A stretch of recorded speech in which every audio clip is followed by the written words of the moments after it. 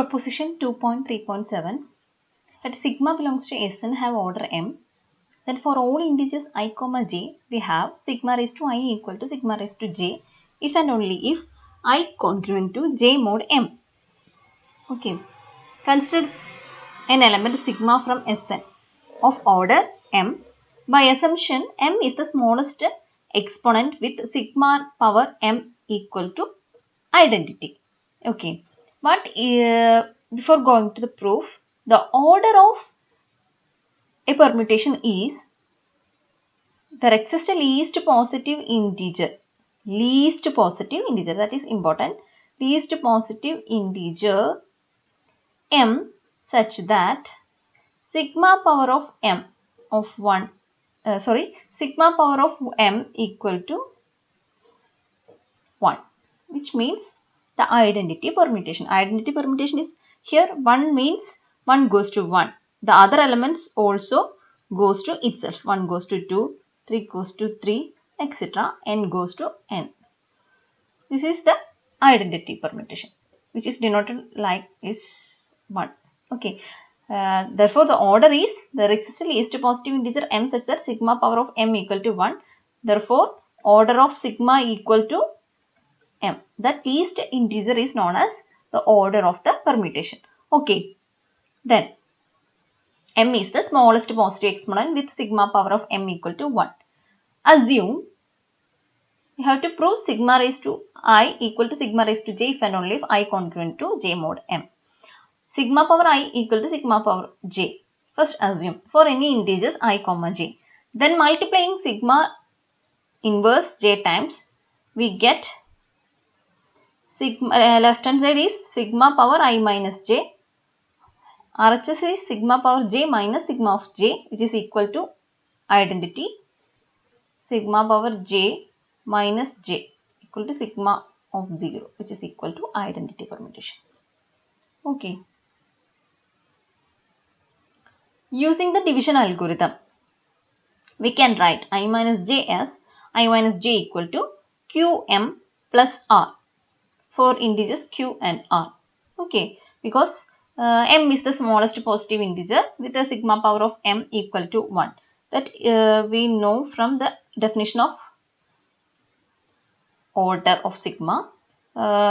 Here we get sigma raised to I minus j equal to 1. Therefore, we can write I minus j equal to qm plus r. Okay, here m is the least positive integer. We get the some power I minus j is also 1, which should be greater than m. Okay, because m is the least one. So I minus j equal to qm plus r. 0 less than or equal to r less than m.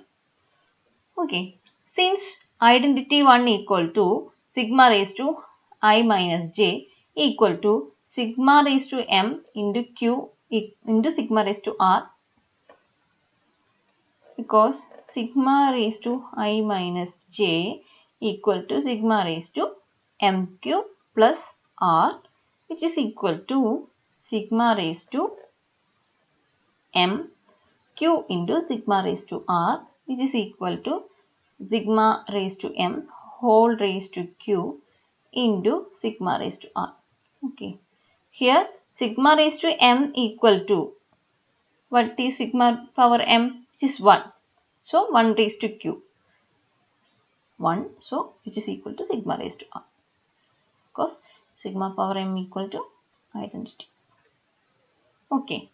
Therefore, sigma raised to I minus j equal to sigma raised to r. That is here.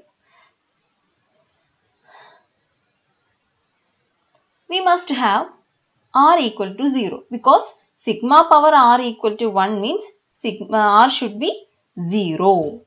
Okay. Because m is the least positive integer for which sigma power m equal to 1 and r is less than m. Okay. So, any number which is less than m cannot be the order of sigma. From the definition of order, we know that m is the order of sigma, that m is the least integer. Here the value of r is less than m. From this we get one means identity. Sigma raised to r equal to identity means that r is less than m. We cannot get an integer which is less than m, then the power of sigma of that r equal to 1, because m is the order of sigma. Okay, we cannot find an element r which is less than m, that the order of sigma. Okay, so the r should be 0. Only possibility is the r equal to 0. Okay, I think this is clear, because m is the least positive integer for which sigma power m equal to 1. Okay, thus what we get here, r equal to 0 means we already get I minus j equal to qm plus r. Okay, that is I minus j equal to qm, because r equal to 0. Therefore, I minus j is a multiple of m. That is, I minus j is multiple of n, means I congruent to j mod m. That we have to prove. Okay, we have proved, but if sigma power I equal to sigma power j, what we get, I congruent to j mod m. Conversely, we take if I congruent to j mod m, then we can write I equal to j plus mt. I congruent to j mod m means I minus j is a multiple of m. Okay, that is I equal to j plus mt for some integer t. Okay, then sigma raised to I equal to sigma raised to j plus mt, which is equal to sigma power j into sigma power mt, which is equal to sigma power j sigma power m into t. We know that sigma power m is identity, because m is the order of sigma. Then sigma power j into sigma power m of t equal to sigma power j. Okay, that is sigma power I equal to sigma power j. Hence the proof. Okay. So, we proved if sigma raised to I equal to sigma power j, we get I congruent to j mod m. Conversely, I congruent to j mod m, we get sigma power I equal to sigma power j.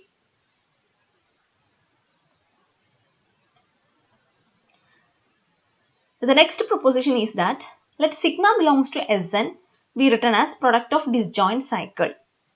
Then the order of sigma is the least common multiple of the length of its cycles. Okay. Sigma belongs to Sn as a product of disjoint cycle. Then order of that sigma is the least common multiple of the length of its cycles. If sigma equal to a1, a2, etc. am be the cycle, okay, be the permutation, then sigma has order m. If sigma power k equal to identity, then m divides k by the previous proposition.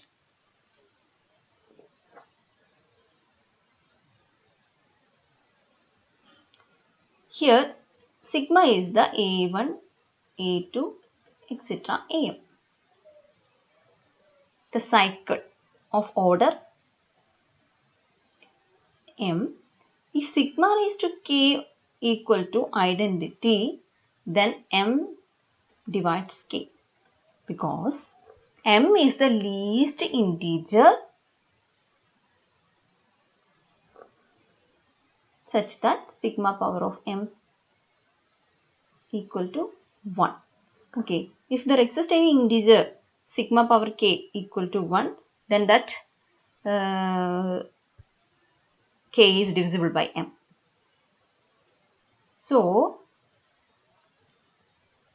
sigma equal to a1, a2, etc. am, b1, b2, etc. br is a product of disjoint cycles. Then sigma power j equal to a1, a2, etc. am raised to j, b1, b2, etc. br raised to j. Since a1, a2, etc. am commutes with b1, b2, etc. br, because these two cycles are disjoint. If sigma power j equal to 1, then a1, a2, etc. am raised to j equal to identity and b1, b2, etc. br raised to j equal to identity. We know that some cycles a into b equal to 1, then a is 1 and b equal to 1. Okay, identity. Here also we are applying this a1, a2, etc. am raised to j equal to identity, b1, b2, etc. br raised to j equal to identity. Since b1, b2, etc. br raised to j leaves each ai fixed and a1, a2, etc. am raised to j leaves each bi fixed. What this means? Here b1, b2, etc. b2, etc. br raised to j. The other elements a1, a2, etc. ar. Here b1 goes to b2, b2 goes to b3, etc. br minus 1 goes to br. The other elements a1, a2, etc. am are goes to itself. That is actually this says, since b1, b2, etc. br raised to j leaves each a fixed, then that is a1 goes to a1, a2 goes to a2. Here a1, a2, etc. am only. So a1 goes to a2, a2 goes to a3, am minus 1 goes to am. The other elements b1, b2, etc. br goes to itself. That is a1, a2, etc. bm raised to j leaves each bi fixed. This happens if and only if m divides j and r divides j. That is, here a1, a2, etc. am raised to j equal to 1 and b1, b2, etc. br raised to j equal br raised to br raised to j equal to 1. Okay, this is m cycle. M is the order of this permutation. So here m divides j and r divides j. So m and r divides j. Therefore LCM of m comma r is a divisor of j. The smallest j is that LCM of m comma r.